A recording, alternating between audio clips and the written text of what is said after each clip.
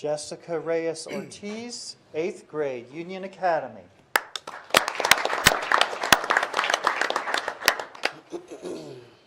Patrick Glasson, 3rd grade, Rocky River Elementary.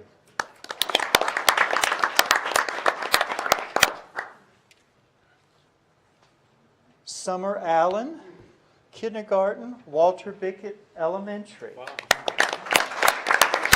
right. And I think that's it. Is any of the rest still sitting back there? If they are, we'd like for them to come up if they will, and let's give them proper recognition. I think the art is very pretty, and it'll look really great in our city hall, and thank y'all for doing it.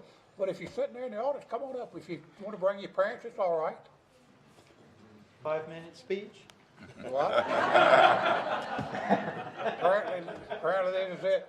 Thank you, folks, for participating. We appreciate what you do. Thank you.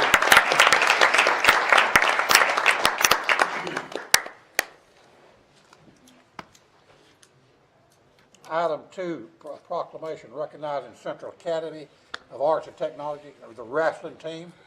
I'll ask Mayor Pro Tem if he will to handle that. Yes, sir.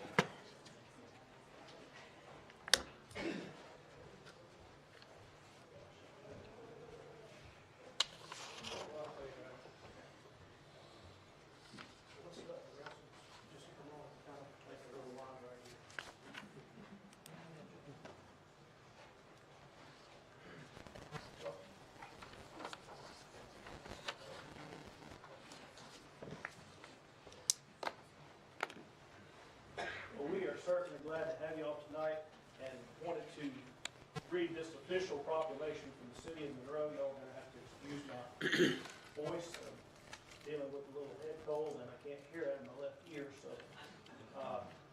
if you need to say something, talk in this ear. Proclamation recognizing Central Academy of Technology and Arts Wrestling Team. Whereas Central Academy of Technology and Arts in Union County Comprehensive High School of Academics located in the city of Monroe that opened in 2006. And whereas the Cattle Wrestling Team accumulated a dual season record of 28 wins, 2 losses, and won 6 tournaments by an average of 75 points over the second place team. And whereas Catta's 2018-2019 wrestling team became the first conference tournament champion, regional tournament champion, and 2019 2A state tournament champion in the 12-year history of the program. And whereas Cattle Wrestling dominated the state championship event, sending 3 wrestlers to the finals, with Kyle Montepardo and Cade Haynes winning championships, Aiden Curry finishing as runner-up, Jake Dodson placed 3rd, Brady Ross placing 4th, and Hunter Ross and Preston Scarborough placing 5th. And whereas Cattle Wrestling team members, coaches, parents, students, and supporters exemplified the high standards of sportsmanship, teamwork, and school pride throughout the session.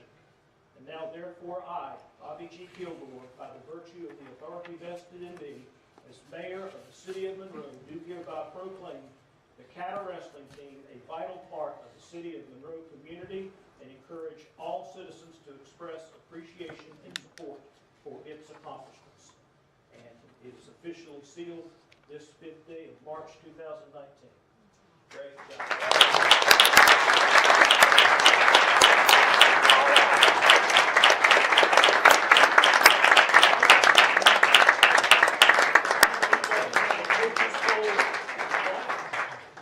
And let's let everybody come up, and Mayor, if you'll come down and join us and see if we can't all squeeze in and get a couple pictures. And we may have to adjust and have a couple people come in front.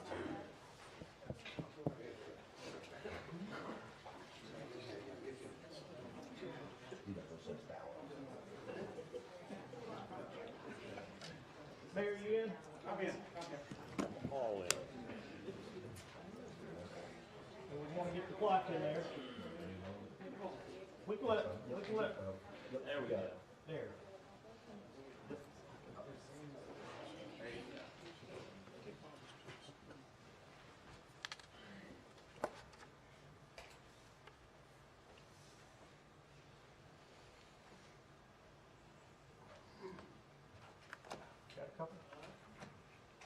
All right. So what we'd like to do before y'all leave real quick is if y'all will just kind of form a line and start over there, and each of the council members want to shake their hands. I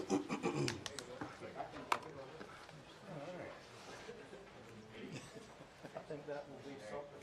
Dennis, congratulations. Keep up the good work.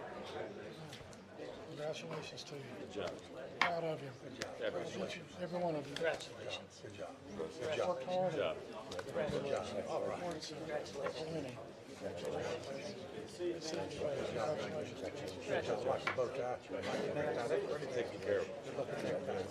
Great job. Thank you, guys. Great job. Appreciate y'all. Great job. Good job. Thank you very much. Thank you. Thank you. I didn't think about it. Here we go. I think they're in order, Mayor. All right.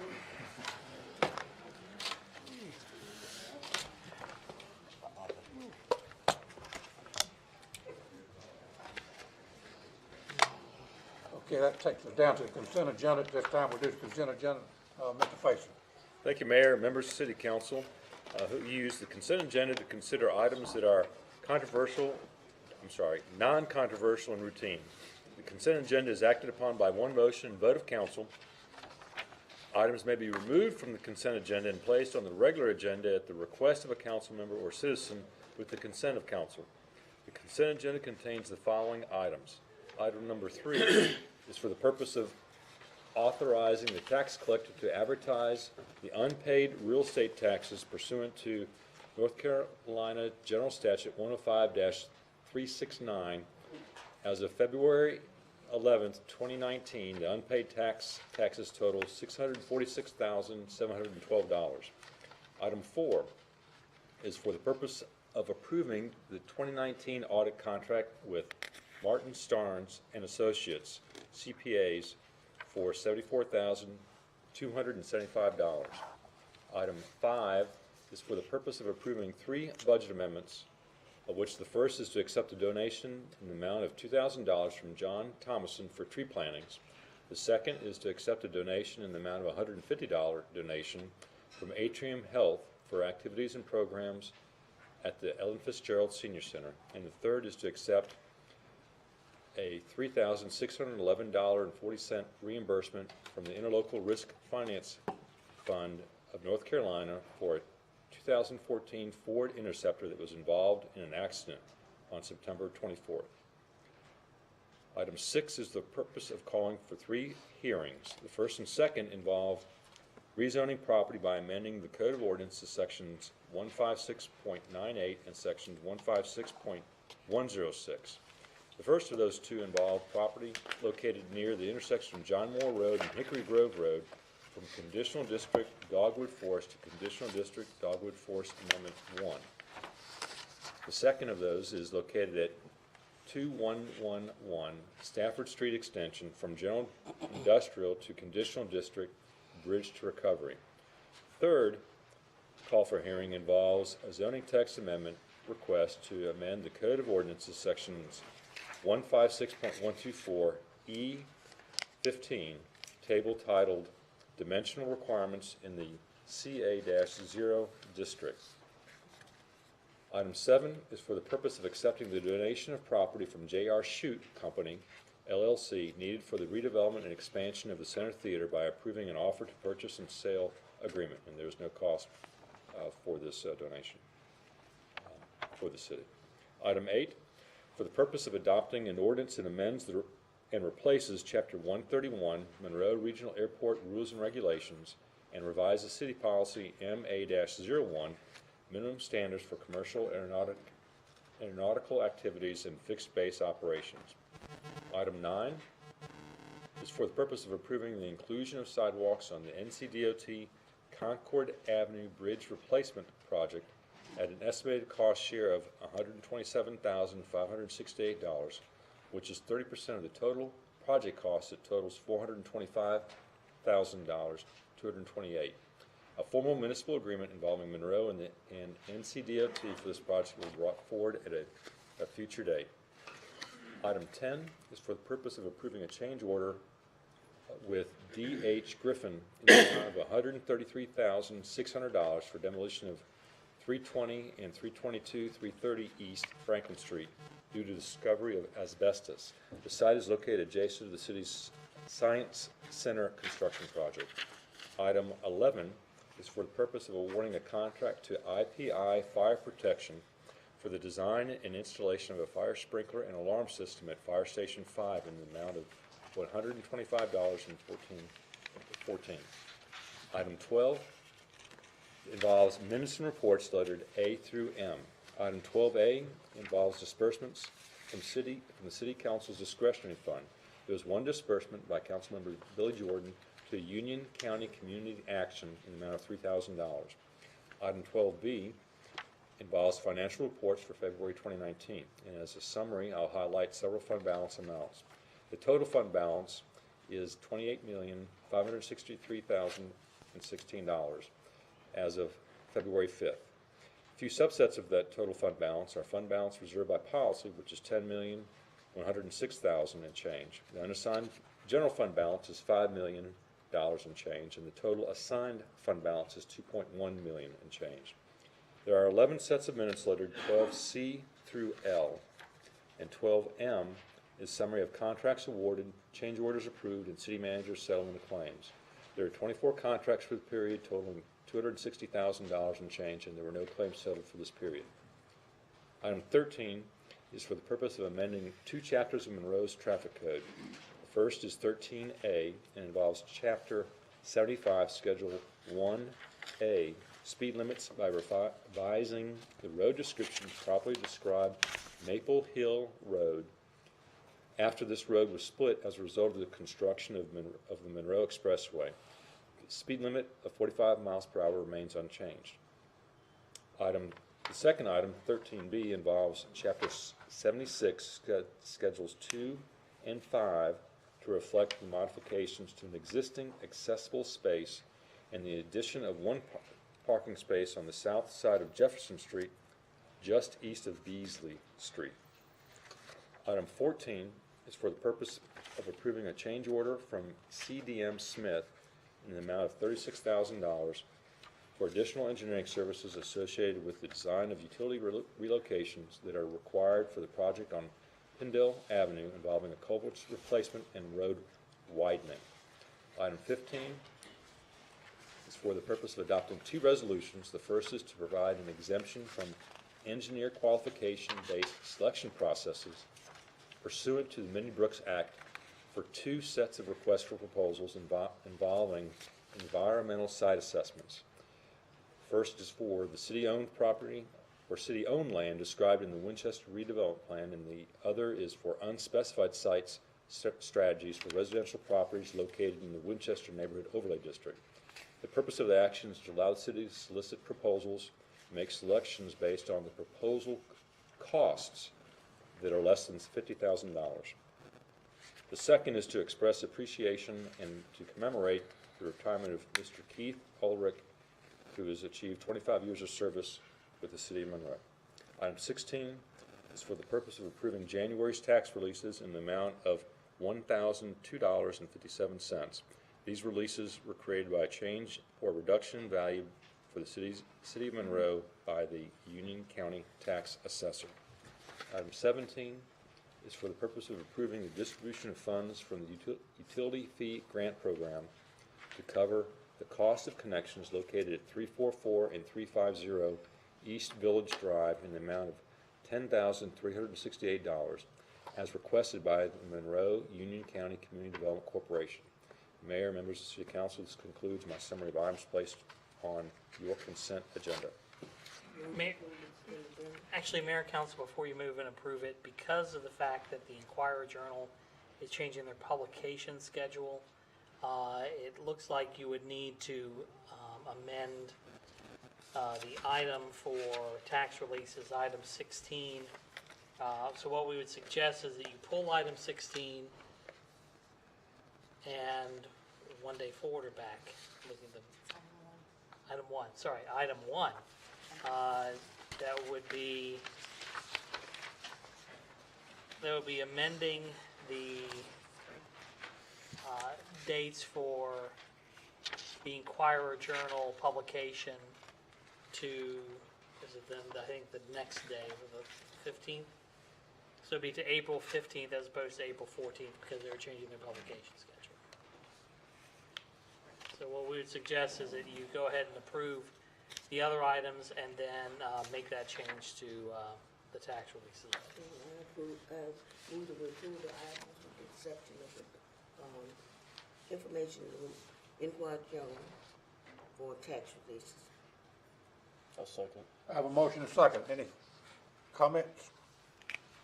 Hearing none, all in favor? Any opposed? Hearing none, that passed. Consent agenda is passed. Actually, and then Mayor, then you would need to now On the- approve item, which I think it's item 3, Okay. which is item 3, which is now the one with the EJ change. Okay, do I have a So we motion on recommend that? it be So the moved. 15th. I have a motion. Do I have a second? Second. I have a second. Any comments, questions? Hearing none, all in favor? That item will pass also, so consent agenda is passed. We're going to our regular agenda at this time. The first on the on the regular agenda is a public hearing, item 18, historic district landmark designation. This is a public hearing at this time. All right?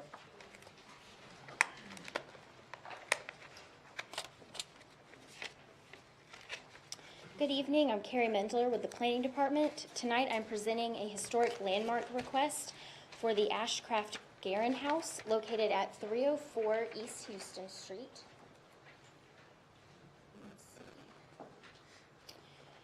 The request is for the house, the exterior grounds, and portions of the interior, including the staircase, mantles, interior, or the original tin roof, the original hardware, and the original floor. Just to orient you to the site, it is highlighted in blue and it is south of East Houston Street. The structure was constructed in circa 1910 and was built by Eugene and Sadie Ashcraft. The house is considered a classical revival style.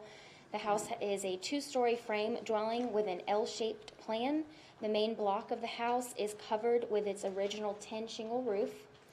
Historic landmark designation means that the community recognizes this property as an important resource worth of preservation. Any exterior design changes to a designated landmark are subject to design review by the Historic Preservation by the Union County Historic Preservation Commission. The designation would allow the owner to apply for an annual deferral of 50% of the property taxes as long as the property is designated and retains significance and integrity. The Union County Historic Preservation Commission has recommended that the Monroe City Council adopt an ordinance designating the property known as the Ashcraft Garin House located at 304 East Houston Street as a historic landmark. I'll be happy to answer any questions you might have. Council have any questions, comments? Hearing none, this is a public hearing. Thank you, ma'am. This is a public hearing, and I have Ms. Barbara Moore sign up to speak. Ms. Moore, we recognize you this time, and if you can hold it to 3 minutes or less, we appreciate You it. have no problem. Thank you, ma'am.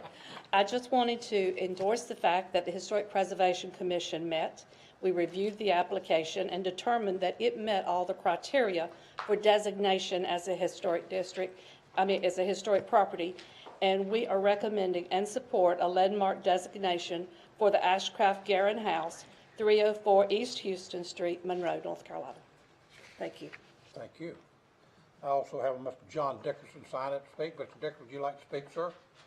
I think Barbara had it covered quite well, thank you. All right, thank you. As I said, this is a public hearing. Is anyone else here who would like to speak in favor? Is anyone who would like to speak in opposition? Hearing none, we'll close the public hearing and take action. I move to adopt an ordinance declaring historic landmark. Second. I have a motion to second. Any comments, questions? Hearing none, all in favor? Any opposed? Hearing none, that'll pass. Thank you very much. Item 19, zoning map amendment request to rezone property located near intersection North Shaw Avenue and Dickerson Boulevard, known as Fraser Court. This is a public hearing.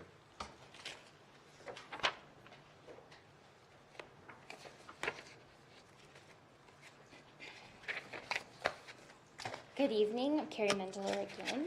Tonight I'm presenting a zoning map and text amendment request by Tartan Residential. The property is located along North Charlotte Avenue near the corner of Dickerson Boulevard. The applicant is requesting a conditional district rezoning in order to construct 5 three-story multifamily apartment buildings that will contain 24 units each for a total of 120 units. The units are a mix of 2 and 3 bedrooms. The density of this project is 9.3 units per acre. To orient you to the site, it is highlighted in blue. It is north of North Charlotte Avenue. It is east of Dickerson Boulevard. To the north is a retail shopping center. To the east is a residential single-family home, as well as a the ConMet industrial site. To the south, there are single-family residential dwellings. And to the west, there are also some single-family residential dwellings, as well as the Bilo Shopping Center. The subject property is currently zoned Conditional District Dickerson Boulevard Residential. This conditional district was approved in 2005 for 46 attached single-family homes. The properties to the north are zoned general business. The properties to the east are zoned multifamily and industrial. The properties to the south are zoned residential and general business, and the properties to the west are also zoned general business and residential.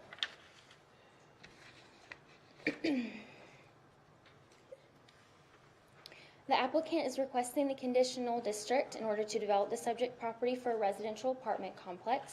As I mentioned, there are a maximum of 5 buildings with 24 units each in each building for a total of 120 units, and the units will be a mix of 2 and 3 bedrooms. The applicant is providing 306 parking spaces. The ordinance requires 360 parking spaces for this development. However, staff feels that the number of spaces provided is adequate, based on the fact that the property is located in the city close to shopping and jobs. The ordinance also requires bicycle racks, and the applicant will be providing at least 30 bicycle racks for this development. Per the ordinance, the project is also required to provide at least 6.45 acres of open space. The applicant is providing 6.47 acres of open space. The ordinance also requires that 12,000 square feet be provided of active recreation space for this project, and the applicant has provided 23,000 square feet of recreation space that will be fenced in. And just to orient you, the recreation space is more central to the site, and it will be fenced in so that various activities could take place in that area. The site will also have a community center, which features on-site management and maintenance, as well as a computer center, an exercise room, a multi-purpose room, and a laundry center. And the community center will also have a playground and a gazebo, which will have picnic tables and grills. And lastly, there's also going to be a fenced-in dog park for the residents. The project is located between North Charlotte Avenue and Dickerson Boulevard. There is an existing private drive that runs through this property, which is proposed to remain a private drive. And an escrow account will be set up at the time of closing. Funds from that escrow account will be what funds any necessary repairs or replacements to this private drive, as well as any parking areas. So the City of Monroe will not have any street maintenance responsibilities within the development. The developer is also proposing to install sidewalk along one side of Fraser Court from North Charlotte Avenue to Dickerson Boulevard. So again, that will follow Fraser Court Road from Charlotte Avenue to Dickerson Boulevard. And additionally, sidewalks will be included to provide access to all of the buildings, as well as the amenity area where the community center is located. Since the planning board meeting, staff did receive additional information regarding the project along North Charlotte Avenue. The project includes a widening of North Charlotte Avenue from Seymour Street to Dickerson Boulevard. This is a funded project through NCDOT, and based on the traffic forecast and traffic analysis, The project will consist of a 4-lane divided highway between NC 200, Dickerson Boulevard, and Seymour Street. The project will also include sidewalk and bike lanes or a multi-use path along North Charlotte Avenue. And the project also includes a left turn lane into the development. However, you will only be able to leave the development by turning right onto North Charlotte Avenue when this project is complete. Staff did receive some updated information regarding the timeline of this project just this afternoon, a couple of hours ago. Right-of-way acquisition is to start in fall of 2021, with construction starting in the summer of 2024. So funding can shift and the project schedules can also shift, so the dates are subject to change.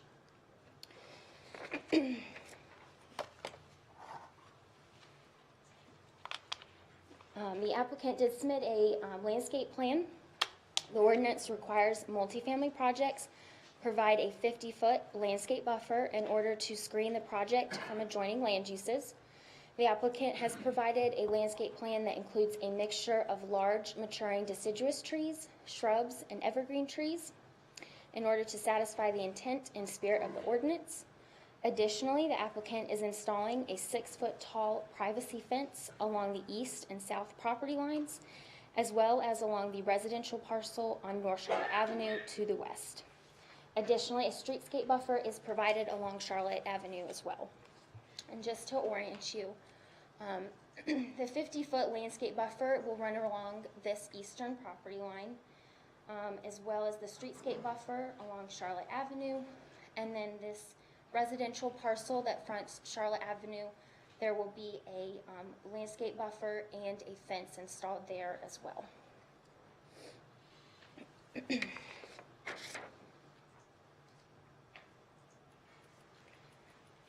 The developer is proposing the exterior building materials to include fiber cement and cultured stone.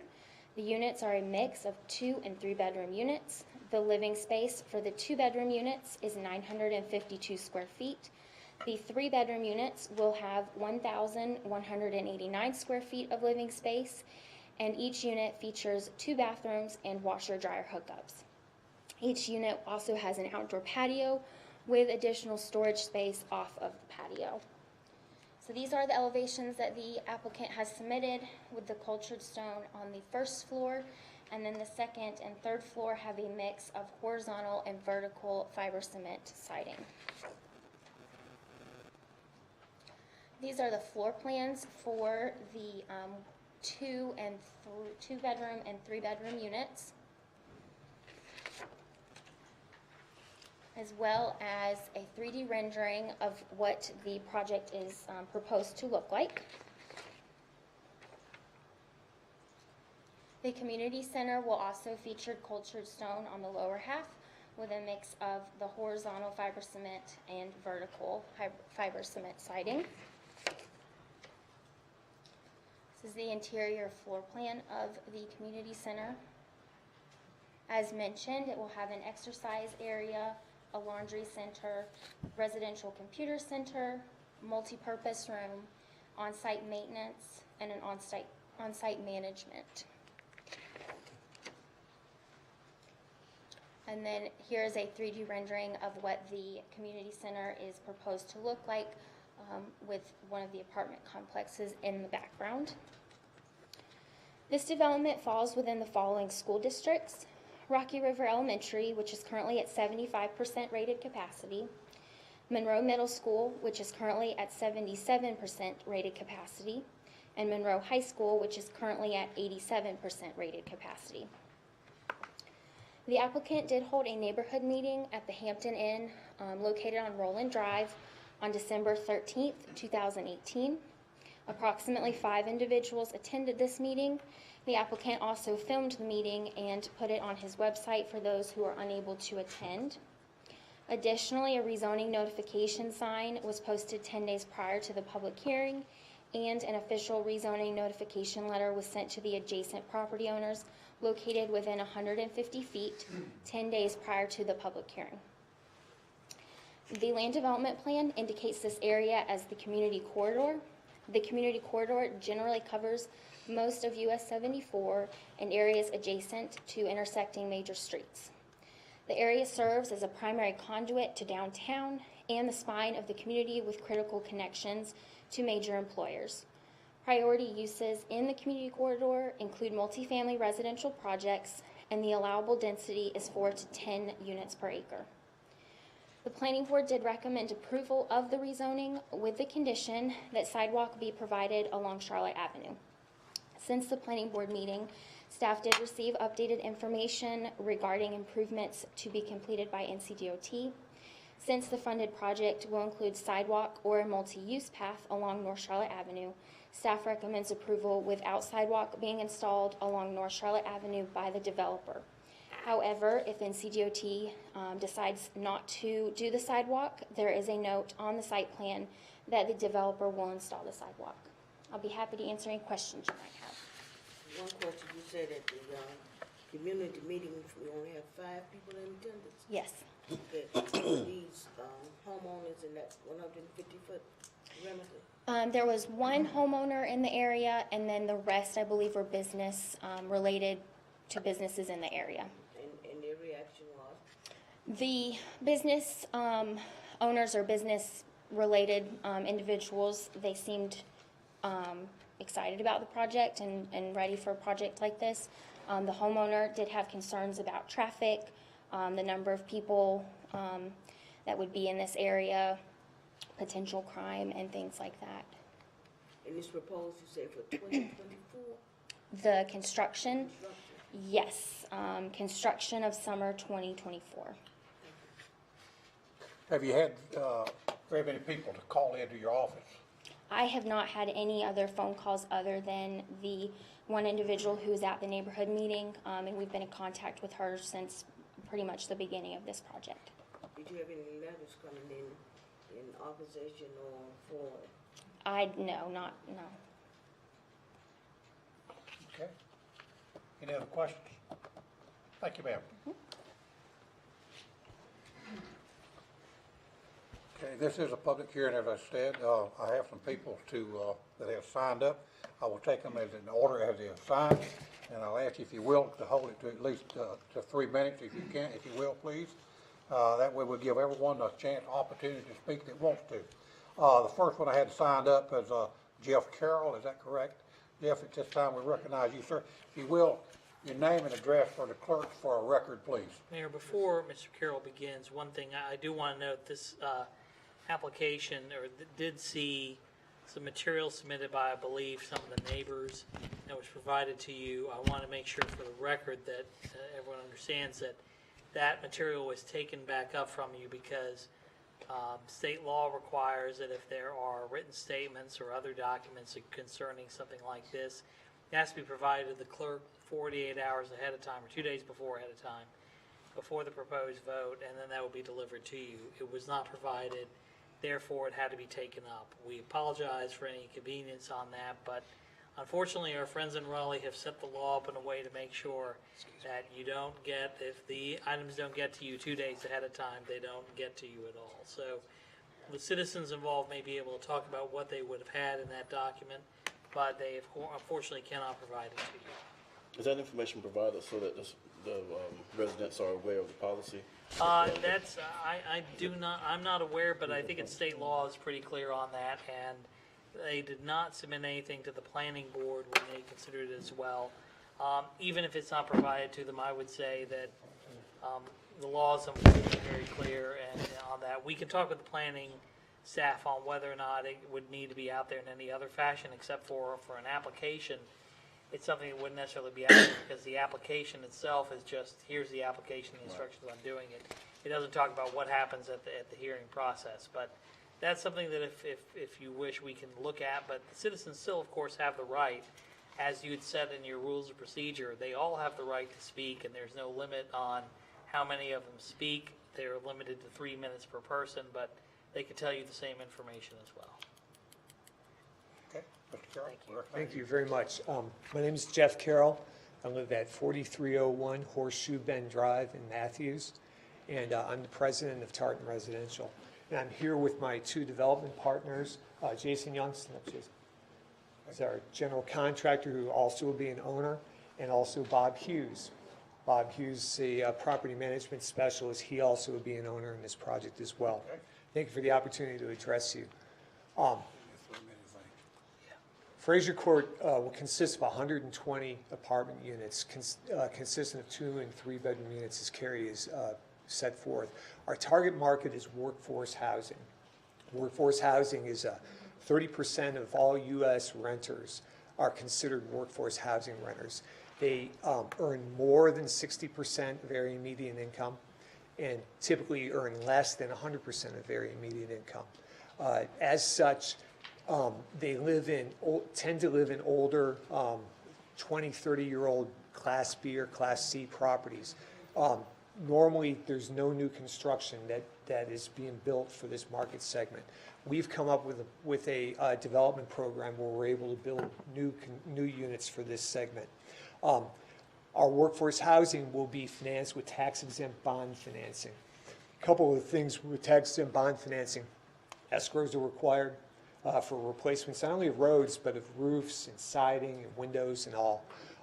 Those escrows are required to remain in place for 30 years. There will be a land use restriction that's filed that will make sure that that happens. The escrows are administered through the State Housing Finance Agency. The tax-exempt bond financing also requires us to set aside 10% of our units for mobility impaired persons. What we normally try to do is we try to give priority to wounded warriors, to veterans. And I'm already in discussions with the local Veteran Services Agency to try to place veterans on a priority basis in these units. Also, I'd like to recognize our architect, John Urban, with Urban Architectural, and also Mike Lash, our engineer. Mike and John are both local, as I am. We have a 2-minute mark, got a minute. Okay, got a minute, okay. Well, all right. Carrie's been through all of this.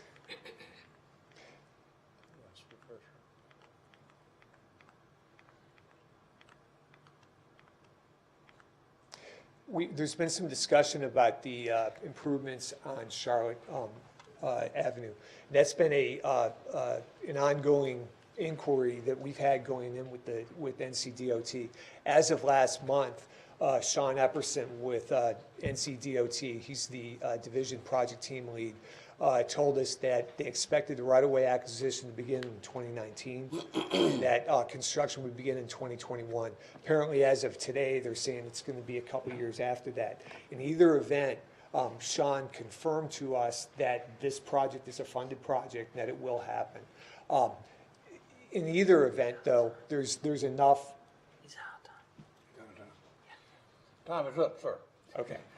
I'm happy to take any questions. We're gonna have some questions, yeah. Okay. But I also want to state, we're not just picking on you. That's This fine. is the way at every meeting across the state of North Carolina. It's I just not understand. just us, so we're not picking on you. Yes, we'll have questions, absolutely. Okay, did you say that, the occupants would have 60% of median income? The income range would be from, the workforce housing market that we're targeting is from 60 to 80% of area median income. So the dollar amount of that is, they need from $40,000 to $70,000 to live in there. We believe that the typical resident that will be living in those units will be earning between $50,000 and $60,000 a year. That's the total income of the residents, of say if it's 2 in there, it's still considered 60% of all of the income in the household, or the? It's of the income in the household, that's correct. Okay. That's- Did I understand you say you have owned the property, or is it contingent on approval? We've contracted to purchase the property, and the purchase of the property is contingent on approval. Okay.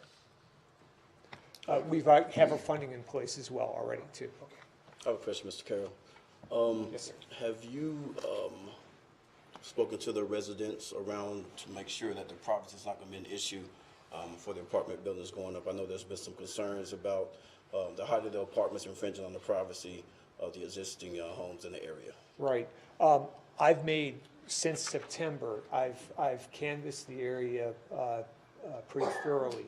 knocked on doors, every residential door out there I've knocked on at least 2 or 3 times.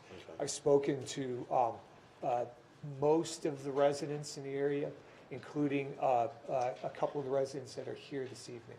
But I've tried to take their concerns in fact, when we did our public meeting and our neighborhood meeting, I mailed out to everyone within, I think, 500 feet, and even went around and knocked on doors to remind people of the meeting, to try to encourage feedback. We really went out of our way to try to communicate what we were doing, including to local business owners. Business owner may not necessarily be the property owner. Many of them are leasing the space that they're in. We wanted them to know too, because this project impacts them as well. So yes, we did, and we took feedback into consideration and staff feedback, and made a number of variations to our site plan and our construction plan to accommodate those concerns. So the existing trees are there now, do you think they add adequate privacy with what you're going to be building, or is it going to be a buffer, good enough buffer from the residents there as opposed to with your apartment buildings going up? All along the front of, let's see if I can get back to it here. I don't have a close-up of this, so let's see if I can find a good one here.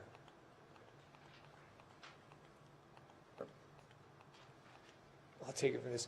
You see all the way along on Charlotte Avenue, those are existing trees, and we're going to leave as many of them as possible. And those existing trees provide a pretty dense buffer already. We will also be doing plantings, let's see if I can make this thing work, along there. Okay. For that buffer for this residence here as well. And a fence is required there as well. Okay. I understood you said you canvassed in the neighborhood, is that what I understood? Yes, sir. What kind of feedback did you get? From the local retail businesses, they're just very happy, and I'm already talking with a couple of the banks about providing construction financing, talking with the plumbing supply about providing plumbing supplies for the project. The feedback I got from local residential neighbors, a couple of them seemed indifferent. One individual was concerned about traffic along Charlotte Highway, and we talked about the future widening of that. And she expressed some concerns to, I believe, to city staff about the issue of privacy as well. So we try to accommodate feedback into our plans. Anyone else have any questions, Mr. Carroll? After completion, how many employees will be at the site? There'll be 2 full-time employees and 2 part-time employees on the site, with about $600,000 a year in annual budget expenditures, so purchasing materials and payroll and everything else. But it's 2 full-time and 2 part-time. And what would their responsibilities be with the full-time employees? On-site management and maintenance of the property. So there will be somebody there on site all the time. 24 hours? Well, it would be during business hours. They may actually live there. Many times our managers will actually live on site as well. There were some... Any other questions, Mr. Carroll? Hearing none. Thank you, sir. All right, thank you. I'm going to go down now to Richard. Is that Mr. Richard? Rust, RUSD. Yes, sir. That's what I thought it might be. We'll recognize you this time, sir. If you will, your name and address for the clerk for the record, sir. Yeah, 3 minutes, please. Richard Rust, 220 Moorfield Drive, Indian Trail. Yeah, just from a business owner's aspect on here, I had some notes, but I guess what it comes down to, I've been in automotive business, 91 Honda Accord, long time ago, Franco. And so for us, car count's really important. So we see the bypass, and I'm not a representative of the automotive world in Monroe, but we've had a business there since '95, so representative of what other shop owners think, because we talk. So as far as the bypass goes, the real estate down in Marshall is doing really good right now. And I think a lot of that's because of the fact that they're starting to sell property because they can get up to Matthews 15, 20 minutes. So obviously it's taking the business off the boulevard, and it takes people away from Monroe and puts them up there. So anything that can put more foot traffic or more cars in this area isn't necessarily a bad thing because you're going to be losing some. I think this project and more projects like this will not hurt the area. It's from a tax, and you're either going to let the county have the taxes or the city's going to enjoy some of the benefits of the taxes. I used to live in Sunset Apartments back in the 80s. I don't know if anybody's been down that road lately, but Sunset Apartments is probably the only one I'd actually want to live in right now. A lot of them in disrepair. Not a whole lot's been going on in the city basis. So I think it would be beneficial as far as that goes as well. Foot traffic in the surrounding area would be good because when your biggest anchor store at the mall is a Chick-fil-A, that's kind of sad. And I don't. Agree with you on that. Not Chick-fil-A is the biggest anchor store. Yeah. Belton Brothers is the biggest anchor store. Well, I mean, yeah. Moving right along. Yeah, so I mean, I don't think that any loss in foot traffic is good for the mall. I'd like to see it live, and I think that more places like this, and this one in particular, would be well advised, but that's just an opinion of, someone's been doing business in the area for a long time. I've heard the meeting, I've seen it because he put it up on the website at the Hampton Inn. It looks like a nice place, all for the veteran aspect for it. We just hired a veteran at the shop, so anything that provides that for the veterans is a good deal.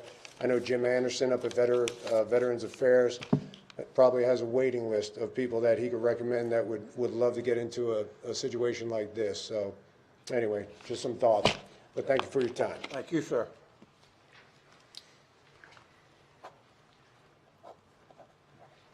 Is anyone here else who'd like to speak in favor? I'm going to do them on one side.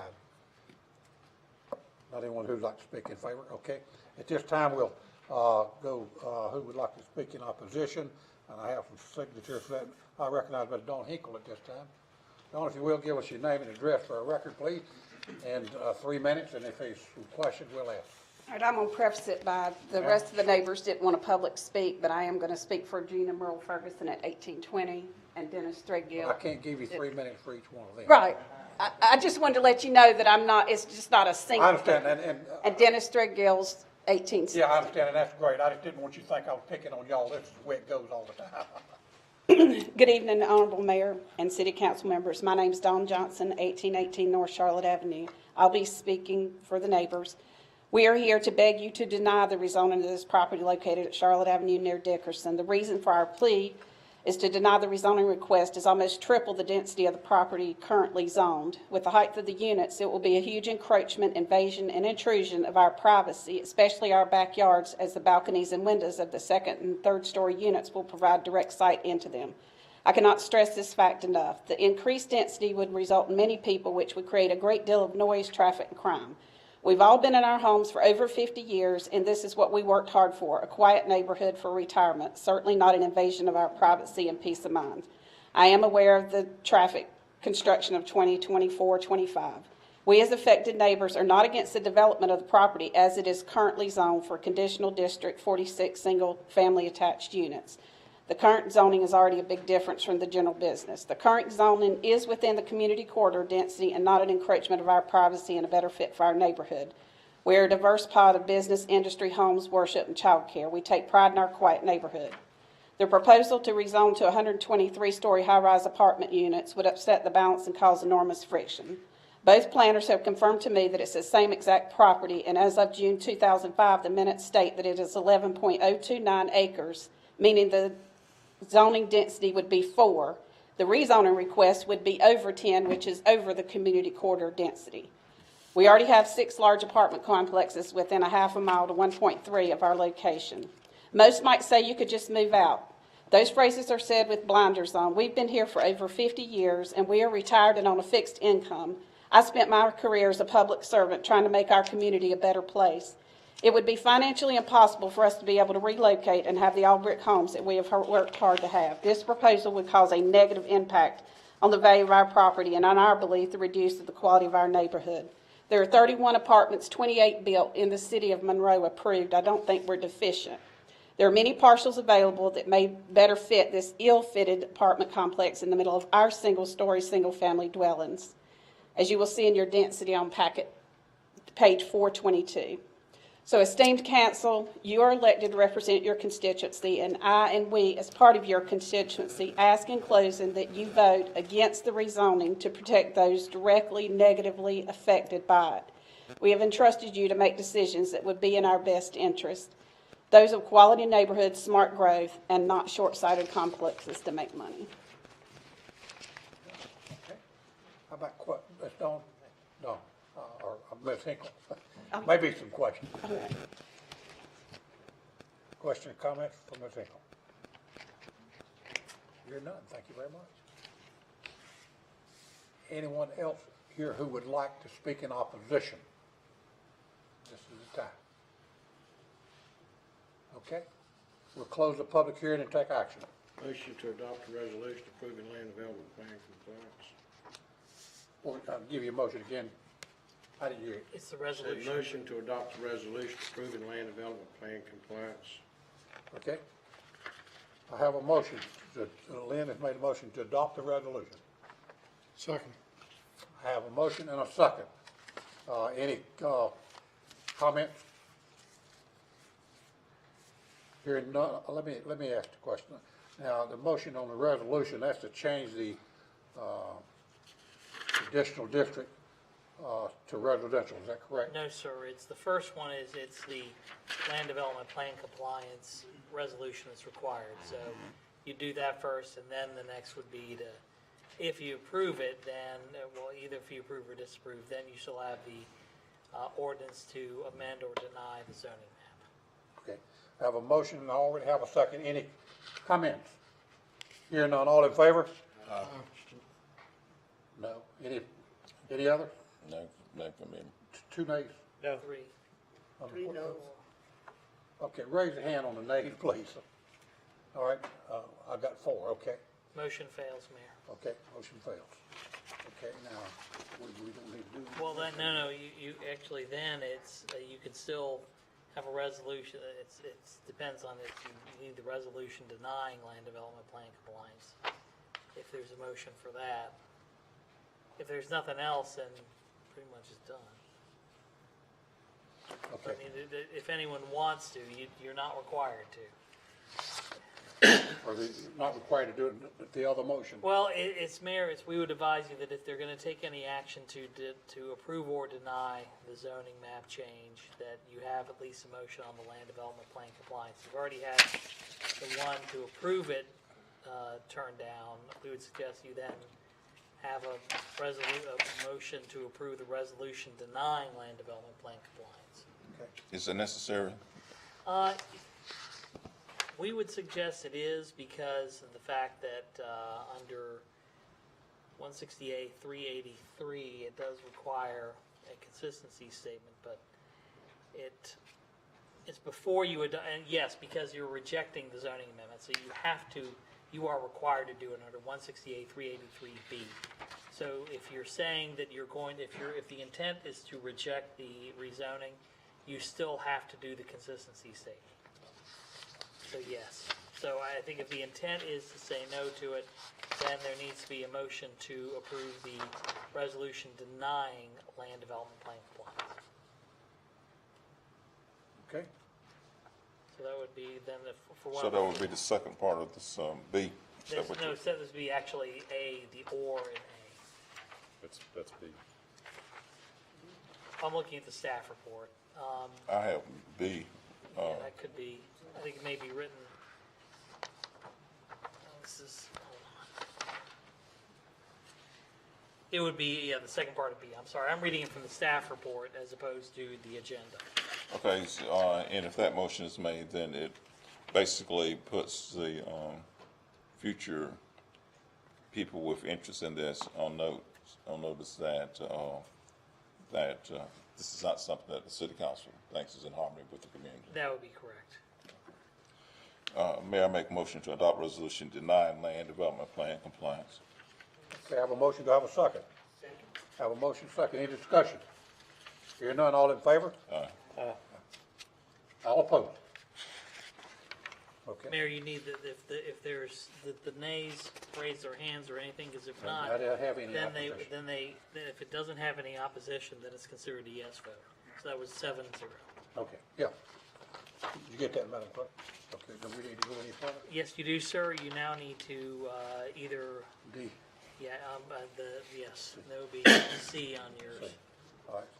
Item C is motion to adopt ordinance amending section 156.6 code or a motion to deny. I have a motion to deny, Mayor. I have a motion on item C. I have a motion denied. Do I have a second? Second. All right.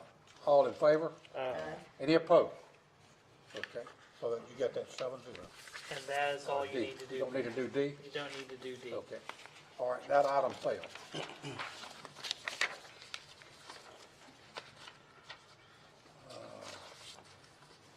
Go to item, I'm sorry? I thought someone was talking. Okay, going to item, public hearing. I think you may, No, Mayor, item I think 20. I think if there's any question in the audience, it means that the rezoning was denied. Okay. This is mine. So This is mine. Thank you.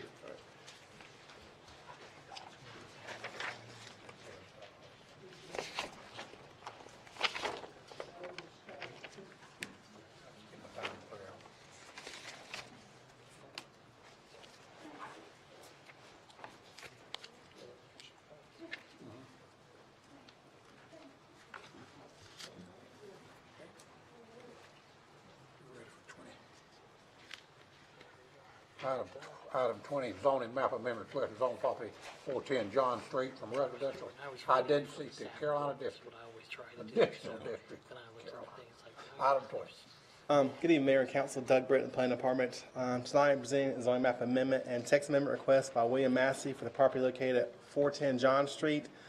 The applicant is requesting to rezone the subject property from R10 residential to conditional district Cupbearer Mill Center. Property is located at the corner of John Street and Brown Street and is highlighted in blue. It's currently an old church, used to be a church years ago, and then last it was used as a school and daycare.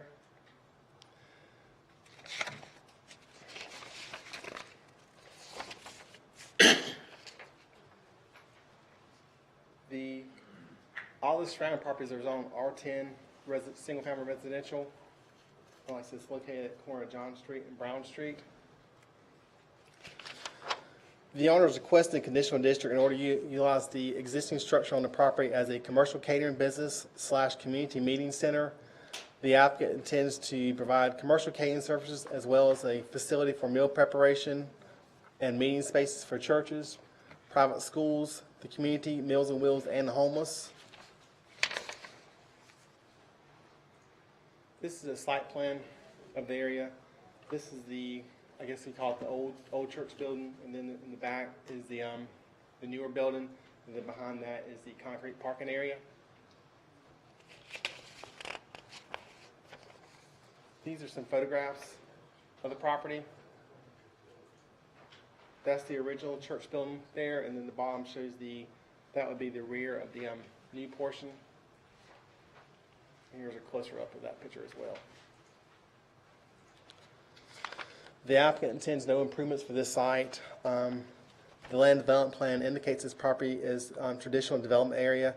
The plan board made a determination that the project was consistent with the land development plan and recommends approval. And I'll be glad to answer any questions if you have any, and I'll also put up on screen what council's actions are tonight, either way they proceed to go. Did residents say within 150 feet of the proposed change, were they notified or questioned as to if They were notified, and we posted a property, as well as Mr. Massey did speak to some of the property owners. I spoke to one of them today that expressed some concerns about it, though, one of the adjacent property owners. what were those concerns? Her concerns were more of when it was used for the school, and then her concerns too, though, was if people were being fed there, are they going to be loitering there and hanging out there? That was one of the concerns she had. So is the intent restaurant or?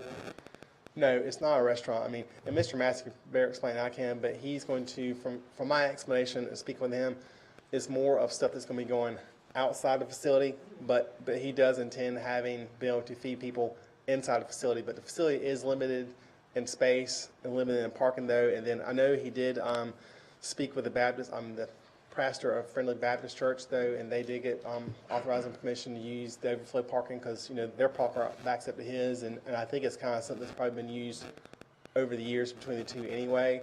But the pastor that did speak in favor of the request. But that was concern that was raised today as far as, there was concern that they didn't want people, ordering if they're going to be given 3 meals a day. They didn't want, people hanging out there, which, and that's the question, Mr. Massey. I did phone him today, but I was able to speak to him, so that's a question he can probably answer better than I can. What's the capacity of the building? If people are sitting, you say that there will be the opportunity for people to sit inside and eat or have meetings, and I'm not sure if the meetings that would be held are a combination sit down, eat meetings, or if they're just meetings where people are going to come in and have a presentation and not eat a meal. And to tell you that the capacity number-wise, I'm not sure, but to answer your question as far as, I think the meeting space would be either or. There might be a meal and there may not be a meal, but Mr. Massey could tell you better count as far as what numbers. So you don't know what the capacity of the building is? No, I do not. What about parking? There's about 8 spaces on the back, and like I said, and that's one of my comments early on was I suggested that he contact the church, a Friendly Baptist, to see if there's any way there could be some shared parking, just because there was limited parking there. And Friendship Baptist. Oh, I'm sorry, Friendship Baptist. And he did secure a letter from the pastor of Friendship Baptist, giving them permission to utilize their parking lot if they needed it. Is this free meals or what? I misunderstood what you said when you started. Well, part of it will be free meals, and part of it will be for a commercial catering business, which will be for profit. It's not going to be a restaurant per se. It's going to be catered. Correct. But he will be offering free meals at that location, and he can better explain that vision than I can, because I've talked to him a couple times about it though. But he does have the ability, or like have the ability to offer meals on site for the homeless. And I know he's identified working with Meals on Wheels as well too though. But he can better explain that as far as what his vision is for that, with the details about the numbers. Well, if there's opportunity for people to sit down and have a meal, are they going to have to abide by some of the same restrictions that a restaurant would have to have as far as seating limitations, egress, ingress, Yes. Okay. Any other questions, Doug? Thank you, sir. This is a public hearing. I have Mr. William Massey signed up. Mr. Massey, if you'd like to speak, sir, if you would, name and address for a record, please. William Massey. I'm the one I made the request for our property to be rezoned from what we currently have. Okay. Do you have any questions? Are you operating a similar facility anywhere now, Mr. Massey? I do catering, and I have a mobile food unit that I operate with.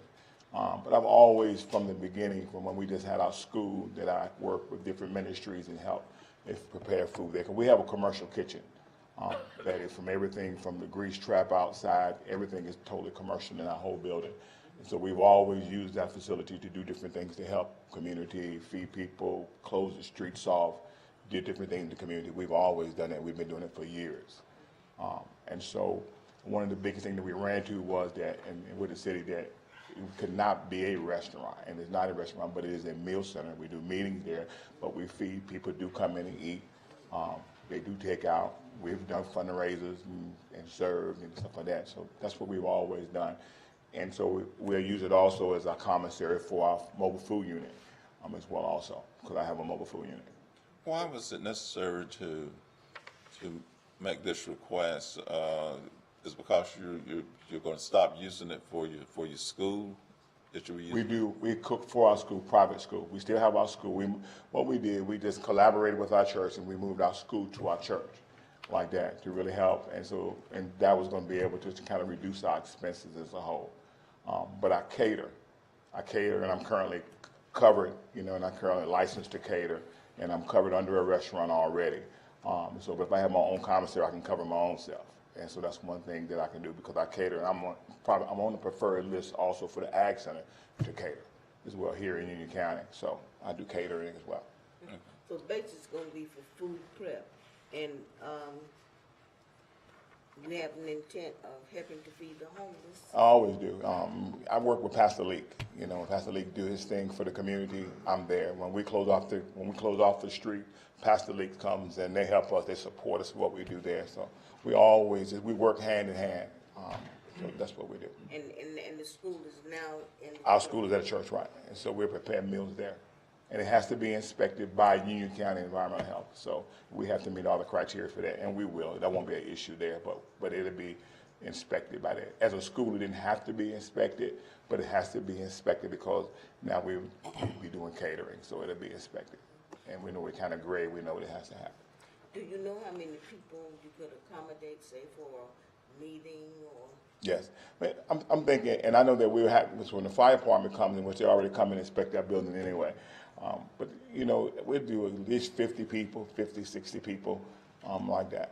They can come and eat. I mean, we have bad restrooms on site and everything like that. They'll be able to use them. We have handicap accessibility for them to be able to get in the building as well.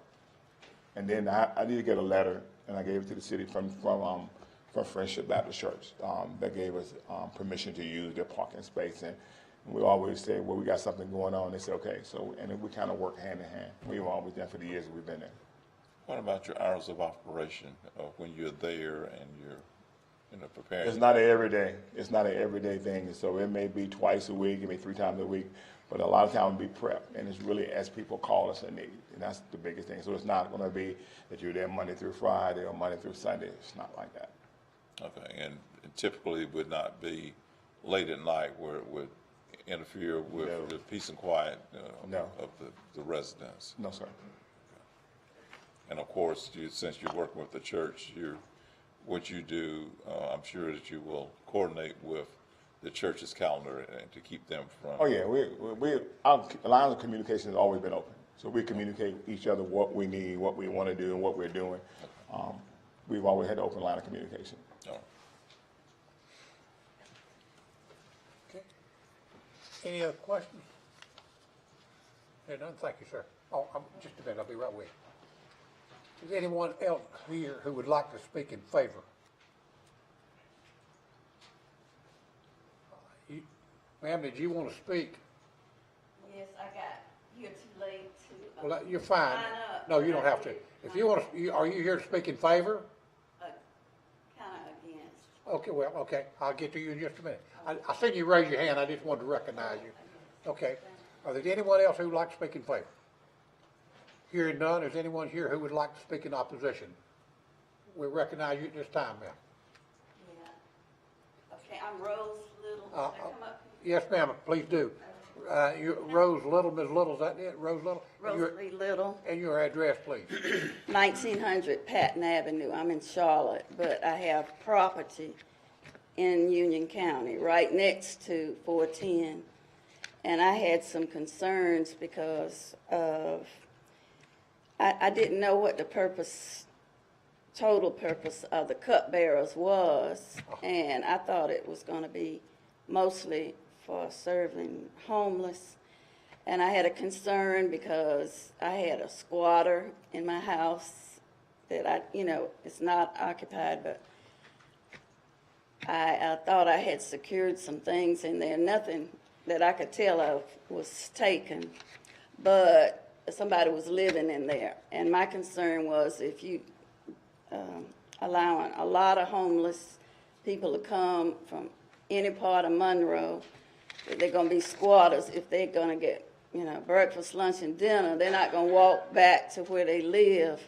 They're going to be staying around, and that was my concern. And that they had enough restrooms in the facility. And could it be limited to elderly people? All right. I know the homeless, there's a homeless shelter, and why not have a facility closer to the homeless shelter rather than way over here. And what else?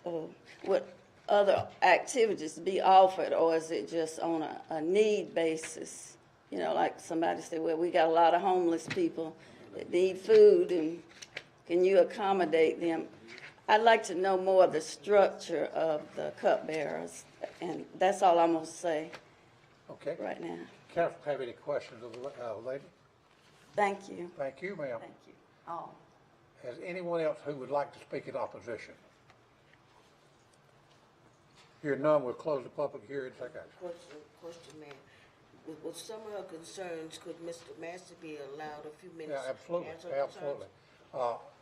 Mr. Massey, she had a question or two. If you would come back to the podium, please. Ma'am, if you would like, I think you had a question about something. Yeah, would there be sufficient restrooms for, if you're gonna have a lot of homeless people coming, they're gonna need to use the restroom? And, I need to know what the cupbearers program is. That was my first It's time 3 hearing it, restrooms. and I know it's a need, but It's 3 restrooms in the facility, and so they will only use, it's 1, 2, 3, it's 3. They will only use 2 of them, because 1 is upstairs, so they won't be upstairs. Cupbearer is a logo, and it goes back to the scripture that talks about when David wanted some water. And David wanted some water. He had a soldier that went out, and he went through everything in the battlefield to bring David back some water. And when he brought David the water, David poured it out as an offering. So our heart as a cupbearer is to serve people with dignity and to give it our best, and not to give them a half meal or half service. What we do, so we do it to the fullest, and we do it as an offering. And that's our heart is, and that's what we do with the community, and what we do is to serve people at 100%. Okay. you said it wouldn't be every day, it'd be No, ma'am, it's not every day. sporadic throughout the week. Yeah, and you asked about seniors. Our heart is always to serve seniors, but we have people from every walk of life. But our heart is always to serve whoever is there that is in need, and that even to the point because some seniors won't get out, so we actually take food to the seniors. So, and that's what we do. And so we connect with DSS and say, hey, who needs meals, and we go from there. All right, thank you, sir. You are. Anyone else who would like to speak? If not, we'll close this public hearing to take action. Motion to adopt. Motion to adopt. A resolution for land development plan compliance. I'll second. I have a motion and a second. Any discussion? Hearing none, all in favor? Aye. Any opposed? Hearing none, that's passed. That's passed.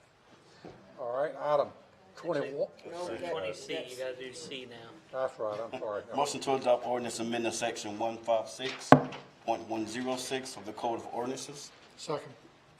I have a motion and a second. All in favor? Aye. Any opposed? Item D. Motion to adopt ordinance amending section 156.98 of the Code of Ordinances. Second. Second. I have a motion second. Any questions? All in favor? Aye. Any opposed? Okay, that will pass. Item 21 now. Water and sewer service request by Apprentice Academy High School. Mr. Russ, we recognize you, sir. Good evening, Mayor and Council. Russ Colbath, Water Resources Director. For your consideration this evening is a request to provide water and sewer service to the proposed Apprentice Academy Charter High School, and also a related annexation consideration. There are representatives of the school here this evening. If you have questions for them, they'll be available to answer them as needed. The Water Resource Department received a request from the developers of the proposed Apprentice Academy Charter High School, and it is located at 2505 Weddington Road, and that's shown in Exhibit A in your packet. This is Martin Luther King Boulevard. Weddington Highway here is Union Academy, so it's right in that intersection.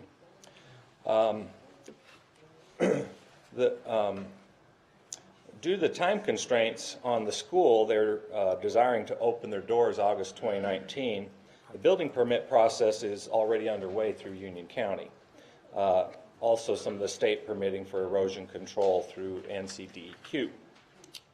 Building construction and inspection would fall under Union County if the project moves forward. Regarding city service to the proposed school, the city does have a water main located on Weddington Highway, so water service is immediately available to the property. Sewer service will require a sewer main extension of approximately 4,500 feet.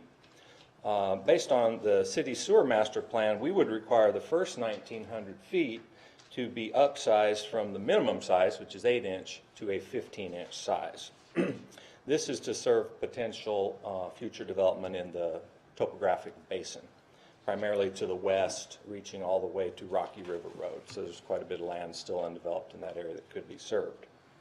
The city has not historically participated in the cost of oversizing development-driven sewer main extensions, but rather we have offered the concept of an infrastructure agreement as spelled out in our water and sewer extension policy to allow developers to potentially recoup portions of the sewer main costs. And this has been successful in several previous projects. But we are, however, evaluating some recent changes in the capacity fee legislation for any new requirements regarding oversizing sewer mains and cost participation. There are several easements that will be needed to extend the sewer main, and the school officials are already in dialogue with those property owners to attempt to gain approval for the easements. The property owners are shown in your staff report. It would be the developer and the school's responsibility to secure the easements and pay all related costs. Staff presents 3 alternatives in your staff report for potential service to this property. The first alternative would be to serve the city as an inside customer with subsequent annexation. The developers of the school have submitted a letter of intent to annex in the city, so they do want to annex into the city to receive our services. There is also an attached project schedule in your staff report. The Water Resources Department surveyed a number of city departments and received comments from fire, stormwater, solid waste, energy services, police, and planning, and we summarized those comments in your staff report. This topic was also presented to the Public Enterprise Committee during their February meeting, and the PEC did vote to support serving water sewer to the proposed school with subsequent annexation into the city. It's interesting to note, based on the project and how it's being developed, it may actually generate property tax revenue depending on the lease configuration for the facility, and we're still developing that information with the developer. The other 2 alternatives that are presented in your staff report are you could elect to serve the proposed school as an outside city customer. Based on our water sewer agreement with Union County, the County Board of Commissioners must approve any outside service that the city does, and the commissioners did approve serving this if that was the direction council wanted to go. The commissioners approved that at their February 18th meeting, really just to help expedite the school schedule if needed. And then the final alternative presented in your staff report would be council could elect not to serve the project. So in summary, based on all considerations and based on the direction that staff received from the Public Enterprise Committee, it is the recommendation of staff that council move to provide inside water sewer service to the proposed Apprentice Academy High School based on the schedule submitted and contingent upon the property owner and their successors petitioning for voluntary annexation into the city and the city annexing the property containing the proposed high school into the city. I so move. And I'd be glad to answer any questions. All right, I have a motion and a second. Does any The proposal that they would make, that's after you make a decision as to whether or not we want to provide the services, has the proposal already been made? So they have submitted a letter of intent. They are currently working on their petition, which would include their preliminary plat. We've been working very closely with the planning department to see how could this work. So what we're envisioning, and correct me if I'm wrong, Doug, is that application would probably be received in the next week or 2. They already had a draft of it, and the planning department gave them a checklist to make sure everything was in order. That was submitted last Friday. So the petition and the plat are well underway. Then how we see it occurring is because the building would occur under Union County Building Permit Authority after the CO was issued, which that's projected to be in August, so they could open and have students at the facility. Immediately after that, there would be the process of calling for the public hearing. So we're thinking fall of 19. The school would be occupied, they'd have a CO, but they would follow through on the annexation because your service is contingent upon them annexing. I guess city attorney could also weigh in on that strategy. All right. Any other questions? I have a motion and a Question second. for the developers. I would like to know a little bit about the school. What is it? What is it going to bring to the community, and how does it differ on what something we already have? Sure.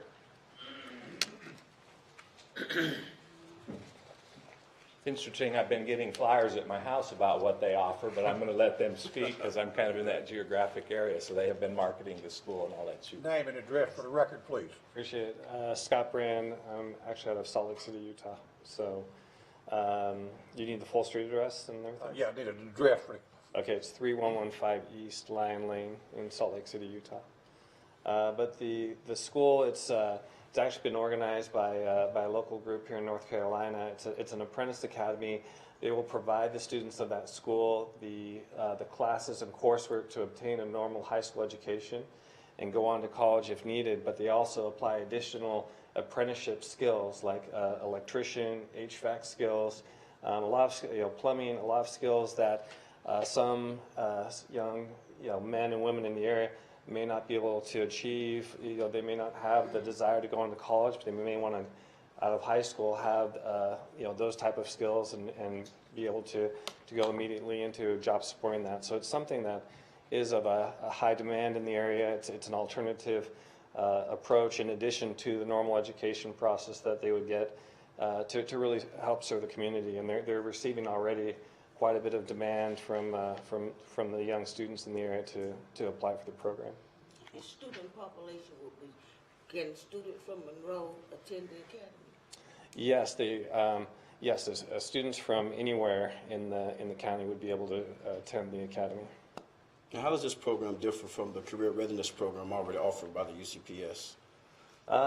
Well, I'm not fully familiar with that program and what they exactly offer. So it's a pre-apprenticeship program that they offer in partnership with South Piedmont Community College. So yes, and so these students will also be able to take courses at the South Piedmont Community College. So it's almost, it could be a similar type of program to that one. It's just an additional offering if they have those types of coursework and classes there too. So, but they are able to go to the. I know they're partnering with that South Piedmont Community College to do coursework there too. Is your school a charter school or magnet school? This is a charter school. So you would be getting funds from the state as well? That's correct. Yep, the funds from the state. It's a free. It's free to the students that are accepted into it. Okay, very good. Any other questions? Thank you, sir. Thank you. All right. Council have any questions? If not, we'll entertain a motion. I've already got a motion. You already have a motion. A motion, a second. Any other questions then? All in favor? Any opposed? Hearing none, that'll pass. Welcome to City of Monroe. Okay. Item 22, recommendation of reappointment committee. Mr. Anderson. Let Marion read that. My Mr. Marion. voice is not holding up. To the Charlotte Monroe Executive Airport Commission, rescind the appointment of Gary Wilfong due to residency requirement. Okay. That's your motion? Well, there's several on it. We need to do each one as a. You can. Yeah, read them all. You can do them all. Okay. All at one time. Okay, to the Downtown Advisory Board, appoint Kay Claren to full-term member to replace Bill Heisner, and appoint Jason Wally to full-term member to replace Joyce Rentschler. The Parks and Recreation Commission, appoint Tiffany Wilson to a full-term member to replace Tanya Byram. On the Planning Board, appoint Michael McCarver to full-term as an alternate member to replace Richard Ali. And the Union County Historic Preservation Commission, appoint Richard Ali to full-term member to replace Dale Loberger. Okay. I guess that's it. That's your motion? That's my motion. Any questions? Second. I have a motion and a second. Any other questions? Hearing none, all in favor? Any opposed? Okay. Item 23, reconsideration of vote for the sidewalk waiver. I'll ask Majib if he'll explain that first, please. Thank you. Thank you, Mayor. This is a procedural issue that, depending on how it goes from a procedural standpoint, may lead to other things. But what this is about is at the February 5 meeting, you voted as a council by 5-2 vote to grant a request for a waiver from the city's standard specifications of detail manual, which allows Union Power to not build a sidewalk at their new campus, at their campus expansion. Since two members of council members McGee and Anthony, requested this item be placed on the agenda is on the agenda.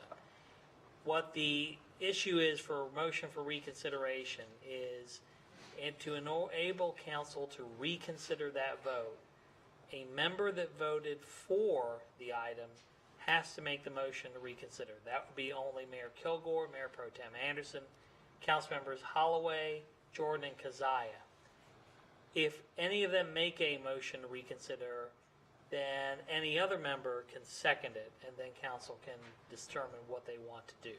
It would have to pass by a majority, since it is just the meeting, the same or succeeding meeting.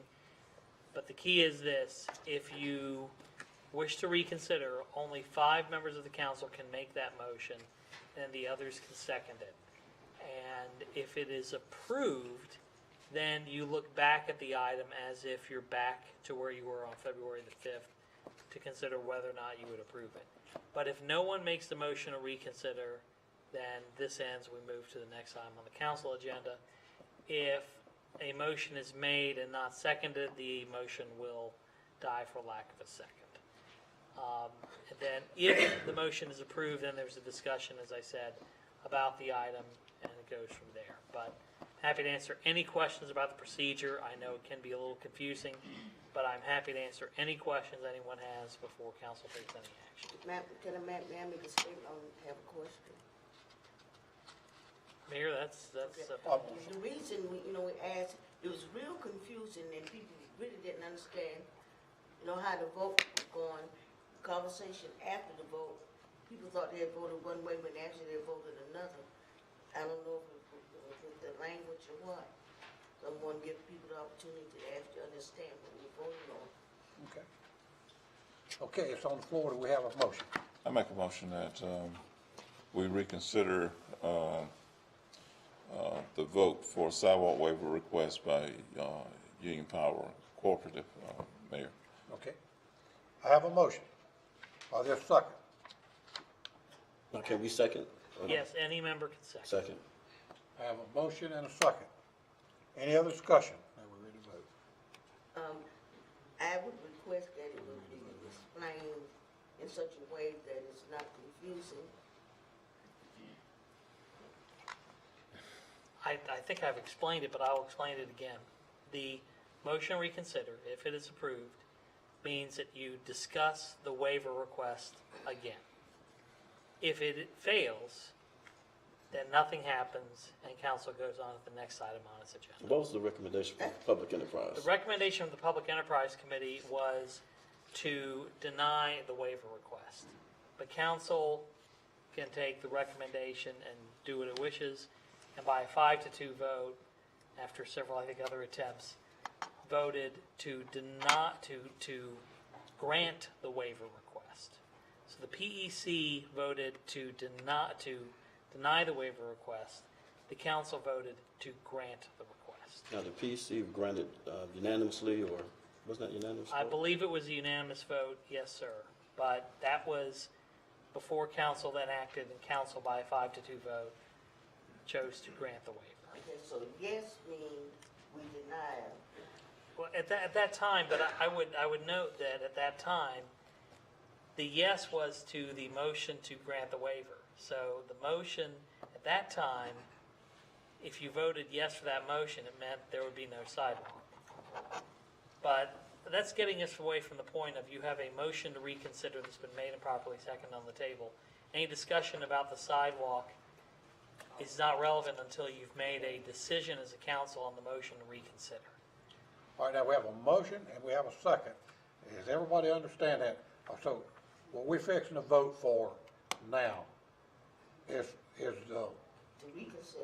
just to reconsider. just to reconsider. It is it will have nothing to do with the actual sidewalk yet. Okay. This is to even discuss the sidewalk I just issue. want to be sure everybody understands that. Okay, have a motion, a second, anything else? Hearing none, all in favor? All right, one, all in favor? Aye. Got 1, 2, 3, okay. All in favor? Did you get that, Madam Clerk? Yes, sir. Okay, all opposed? Okay.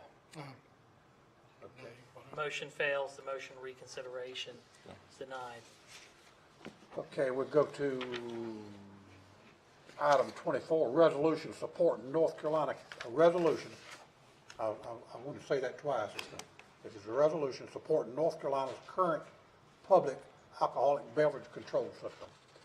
Mayor, this was placed on the agenda at your request, and I know both you and Councilmember Keziah have discussed the item. What has been requested by Steve Louder, Chair of the Monroe Board of Alcoholic Beverage Control, is for the city to approve a resolution that would oppose privatization of the control system for liquor sales, and that to also say the privatization of those sales would lead to adverse effects. So the resolution asks for the status quo to be maintained, which is you keep the current control system, which is in Monroe, it's you have a local ABC board owning ABC stores.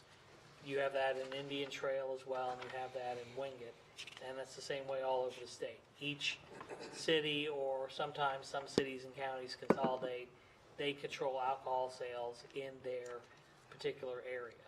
If you support the resolution, you're saying that you wish to retain the current system and that privatization has negative effects.